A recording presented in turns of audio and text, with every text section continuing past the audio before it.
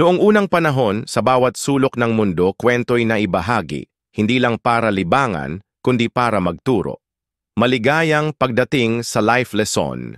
Dito, ibinabahagi namin ang mga walang hanggang pabula na hawak ang mga mahalagang aral tungkol sa buhay, kabaitan at karunungan. Makinig ng mabuti dahil bawat kwento ay may naghihintay na katotohanan upang matuklasan.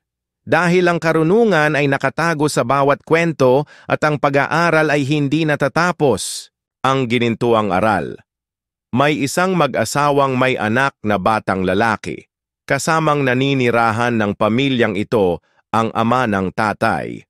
Noong una, maligayang nakakatulong ng mag-asawa sa paghahanap buhay ang ama at masayang nakakasama ng bata ang kanyang lolo sa paglalaro.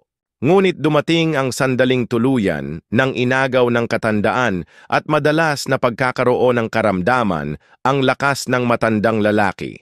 At dahil dito, hindi na ito napakinabangan sa bahay.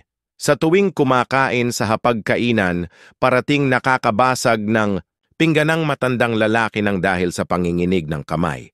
Sa buwisit ng mag-asawa sa matanda ay ginawa na lang nila ito ng pinggan na gawa sa kahoy, na animo isang aso. Ang pinggan nga naman na gawa sa kahoy ay hindi na mababasag nito.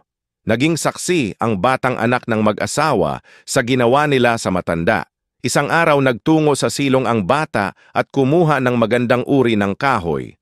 Nang makita siya ng kanyang ama ay kaagad nilapitan at tinanong, "Ano ang ginagawa mo?" Tumingin ang bata sa kanyang ama at sinabing, "Gumagawa po akong pinggan na gawa sa kahoy. Upang sa inyong pagtanda ni nanayay, mapagkalooban ko rin kayo ng ganitong kainan."